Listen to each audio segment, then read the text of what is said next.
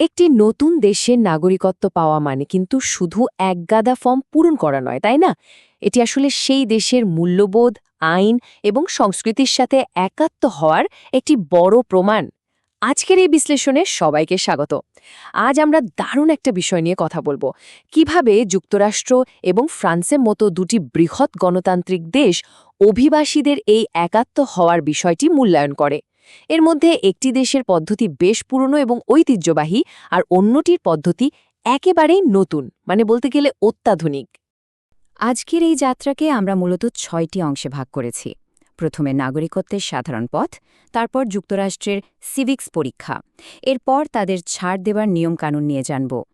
এরপর আমরা সোজা আটলান্টিক পাড়ি দিয়ে ফ্রান্সে যাব, তাদের ২০২৬ সালের নতুন পরীক্ষা আর থিমগুলো দেখব, এবং সব শেষে করব একটা চূড়ান্ত তুলনা। চলুন শুরু করা যাক। ১ নম্বর বিষয়, নাগরিকত্বের পথ। বড় গণতান্ত্রিক দেশগুলোর কিন্তু একটা সাধারণ ভিত্তি থাকে। কাউকে স্থায়ী মর্যাদা দেওয়ার আগে তারা দেখতে চায় যে নতুন মানুষটি তাদের জাতীয় মূল্যবোধ বুঝতে পেরেছেন কিনা। এটা শুধু ভাষা শেখা নয়, এটা হলো পুরোপুরি সেই সমাজের একজন হয়ে ওঠার প্রস্তুতি। আর এই পদ্ধতিটির দারুণ একটি উদাহরণ হল যুক্তরাষ্ট্র। ডিপার্টমেন্ট অফ হোমল্যান্ড সিকিউরিটির অধীনে তাদের যে ন্যাচারালাইজেশন সিভিক্স টেস্টই হয়, সেটি মূলত একটি মৌখিক সাক্ষাৎকার, মানে কোনো কম্পিউটারের সামনে বসে ক্লিক করা নয়, সরাসরি একজন ইমিগ্রেশন অফিসারের সাথে মুখোমুখি কথোপকথন। তো এই আমেরিকান স্ট্যান্ডার্ড আসলে কিভাবে কাজ করে? চলুন ২ নম্বর সেকশনে আমরা এই সিভিক্স পরীক্ষার একটু গভীরে যাই। ধরুন, পরীক্ষার টেবিলে জিজ্ঞেস করা হলো দেশের সর্বোচ্চ আইন কি। ইংরেজিতে what is the supreme law of the land. এটি হলো সেই ১০০টি সম্ভাব্য প্রশ্নের একটি, যার মুখোমুখি একজন আবেদনকারী হতে পারেন। উত্তরটি হল সংবিধান বা দ্য কনস্টিটিউশন। এই ধরনের প্রশ্ন দিয়ে মূলত মৌলিক সাংবিধানিক জ্ঞান যাচাই করা হয়। ১০০টি প্রশ্নের মধ্যে অফিসার বড়জোর ১০টি প্রশ্ন করেন, আর পাশ করার জন্য মাত্র ৬টি সঠিক উত্তর দিলেই চলে। তবে এখানকার সবচেয়ে সুন্দর দিকটা হল এর অন্তর্ভুক্তমূলক ব্যবস্থা। মূল পরীক্ষাটা ইংরেজিতে হলেও প্রস্তুতির জন্য স্টাডি গাইডগুলো বিশ্বের বহু ভাষায় অনুবাদ করা হয়েছে। মজার ব্যাপার হল, স্যাভি এবং বাপাকের মতো সংস্থাগুলোর কল্যাণে এই প্রশ্নগুলো এখন বাংলাতেও পাওয়া যায়, যার ফলে প্রস্তুতি নেওয়াটা সবার জন্যই অনেক সহজ হয়ে গেছে। ৩ নম্বর অংশ, ছাড় এবং ভাষার নিয়ম। এখন প্রশ্ন হল, সবাইকে ঠিক একই নিয়মের ভেতর দিয়ে যেতে হয়? একেবারেই না। যুক্তরাষ্ট্রের সিস্টেমে বেশ কিছু দারুণ ছাড় রয়েছে। এর মধ্যে সবচেয়ে বিখ্যাত হল ৬৫/২০ নিয়ম। নিয়মটা খুব সহজ। যদি কারো বয়স ৬৫ বছর বা তার বেশি হয় এবং তিনি যুক্তরাষ্ট্রে ২০ বছর বা তার বেশি সময় ধরে বৈধ স্থায়ী বাসিন্দা হিসেবে থাকেন, তবে তাকে ওই ১০০টি প্রশ্ন পড়তে হয় না। তাদের জন্য প্রশ্ন অনেক কম থাকে, আর সবচেয়ে বড় কথা, তারা চাইলে নিজের মাতৃভাষাতেই পরীক্ষাটা দিতে পারেন। প্রবীণদের জন্য এটা সত্যি খুব সুন্দর একটা সম্মান, তাই না?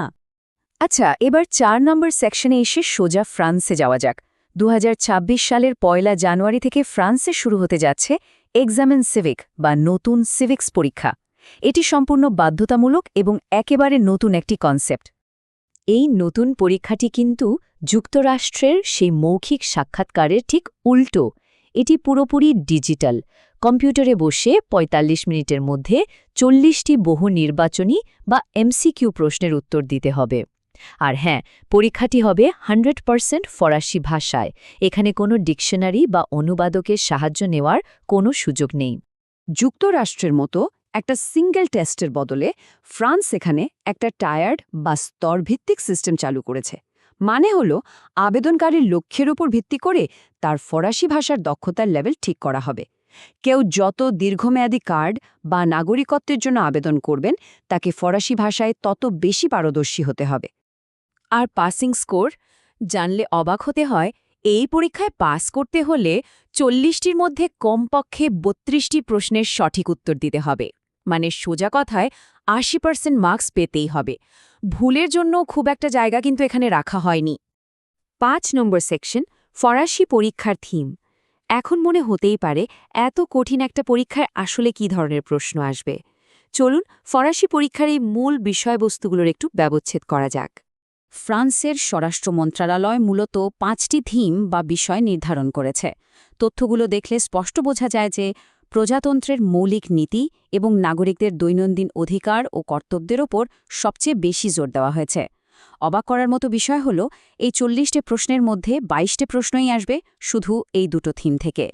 থিম 1 নিয়ে একটু বিস্তারিত বলাটা একেবারে বাধ্যতামূলক, কারণ এটাই ফরাসি প্রজাতন্ত্রের একদম হৃৎপিণ্ড।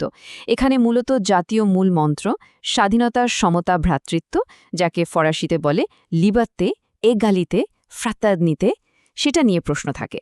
এরপর রয়েছে লাইসিতে বা ধর্মনিরপেক্ষতার ধারণা, নীল সাদা লাল পতাকার মতো জাতীয় প্রতীক এবং সমাজের নারী পুরুষের সমতা। এই বিষয়গুলো একজন নাগরিকের ফরাসি জীবনযাত্রার মূল ভিত্তি। চলুন একটা ছোট্ট প্র্যাকটিস টেস্ট করে ফেলা যাক। ধরুন পরীক্ষায় ধর্মনিরপেক্ষতা নিয়ে একটা প্রশ্ন এলো। ফ্রান্সে ধর্মনিরপেক্ষতা বলতে কি বোঝায়? পরীক্ষার কম্পিউটারে ফরাসিতে ঠিক এভাবে লেখা থাকবে, ক্যা সিগনিফি লা লাইসিতে অন ফ্রান্স? এখানে পরীক্ষার্থীকে বুঝতে হবে যে ফরাসি সমাজের মানে হল রাষ্ট্র পুরোপুরি নিরপেক্ষ, যে কেউ স্বাধীনভাবে তার ধর্ম পালন করতে পারে, আবার চাইলে নাও করতে পারে, কিন্তু নিজের বিশ্বাস অন্যের ওপর চাপিয়ে দেওয়া যাবে না। ফরাসি পরীক্ষার আরেকটা দারুণ দিক হল এর দৃশ্যপট বা সিনারিও ভিত্তিক প্রশ্ন। 28টি প্রশ্ন সরাসরি সাধারণ জ্ঞান থেকে আসলেও বাকি 12টি প্রশ্ন এমনভাবে সাজানো হয়েছে যা দৈনন্দিন জীবনের বাস্তব প্রয়োগ যাচাই করে। যেমন, প্রতিবেশীর সাথে শব্দ নিয়ে বিবাদ তৈরি হলে কি করবেন, বা কর্মক্ষেত্রে বৈষম্যের শিকার হলে কার কাছে যাবেন। এটা শুধু বইয়ের পাতা মুখস্থ করা নয়, বরং সত্যিই ফরাসি সমাজে মানিয়ে নেওয়ার একটা প্র্যাকটিক্যাল টেস্ট। 6 নম্বর সেকশনে চলে এসেছি আমরা, একেবারে শেষ পর্যায়ে। দুটি দেশের গল্প আলাদাভাবে তো অনেক শোনা হলো, এবার চলুন দুটো পরীক্ষাকে পাশাপাশি দাঁড় করিয়ে একটা চূড়ান্ত তুলনা করি। পার্থক্যগুলো একেবারে দিনের আলোর মতো পরিষ্কার। যুক্তরাষ্ট্রের পদ্ধতিটা অনেক বেশি নমনীয় আর আলাপচারিতা নির্ভর। মানুষের সাথে কথা বলতে হয়, পাস নম্বরটাও মাত্র 60%, আর প্রস্তুতির জন্য মাতৃভাষার বই তো আছেই। অন্যদিকে ফ্রান্সের পদ্ধতিটা পুরোপুরি ডিজিটাল। 80% পাস নম্বরের একটা বিশাল বাধা, আর পুরোটাই হতে হবে কঠোরভাবে ফরাসি ভাষায়।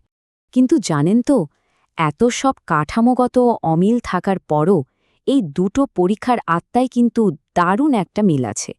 দুটো দেশই মূলত সাংবিধানিক অধিকার, ইতিহাস আর গণতান্ত্রিক মূল্যবোধগুলোই মূল্যায়ন করে। পৌঁছানোর রাস্তাটা আলাদা হতে পারে, কিন্তু গন্তব্যটা একেবারে এক। এই উদাহরণটি তার সবচেয়ে বড় প্রমাণ। দেখুন, যুক্তরাষ্ট্রে জিজ্ঞেস করা হয় ধর্মীয় স্বাধীনতা কি, আর ফ্রান্সের ঠিক একই জিনিস জানতে চাওয়া হয় একটু অন্যভাবে, লাইসিটে অর্থ কী। মূল কনসেপ্ট একটাই, কিন্তু দুটো দেশই তাদের নিজেদের ইতিহাস আর সংস্কৃতির চশমা দিয়ে জিনিসটাকে দেখছে। সত্যিই খুব দারুণ একটা ব্যাপার। আজকের এই বিশ্লেষণ শেষে একটা বড় প্রশ্ন দিয়ে শেষ করতে চাই। সিভিক্স বা নাগরিকত্বের এই পরীক্ষার জন্য আসলে কোনটি বেশি কার্যকর? ফ্রান্সের মতো নিখুঁত, দ্রুত আর কঠোর একটা ডিজিটাল টেস্ট, নাকি যুক্তরাষ্ট্রের মতো সামনাসামনি বসে আলাপচারিতার মাধ্যমে একজন মানুষের বোঝাপড়াটা যাচাই করা?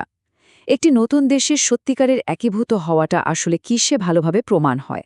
বিষয়টা সত্যি গভীরভাবে ভেবে দেখার মতো। আজকের আয়োজন এখানেই শেষ করছি। ভালো থাকবেন সবাই।